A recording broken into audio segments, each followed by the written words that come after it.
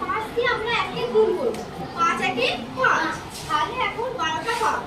2 এর ঘরে গেলে 10, 3 এর ঘরে গেলে 15, 4 এর ঘরে গেলে 20, আর 5 এর ঘরে গেলে 25, আর 6 এর ঘরে গেলে 30। তাহলে এখন 12:30 বাজে। এবার 7 এর ঘরে 8 এর ঘরে যখন 1 এর ঘরে যাবে, যদি 1 এর ঘরে যাবে আর ঘন্টার কাঁটাটা যদি 1 এর ঘরে আর মিনিটের কাঁটাটা যদি 12 ঘরে থাকে, তাহলে এখন 1টা বাজে। এবার মিনিটের কাঁটাটা যদি ঘুরে এসে 6 এর ঘরে থাকে, তাহলে এখন 1:30 বাজে। তোমরা অনেকেই ডেটটাকে 1:30 বলো, তাই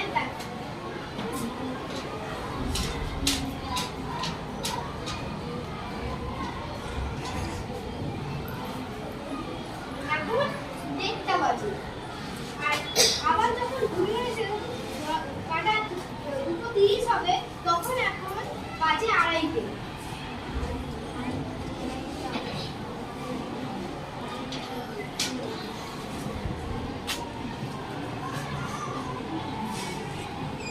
তাহলে এখন কটা বাজে?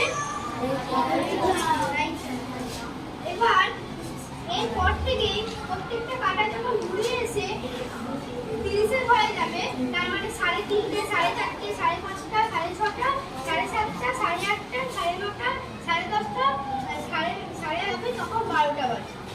তাহলে তোমরা ঘড়ি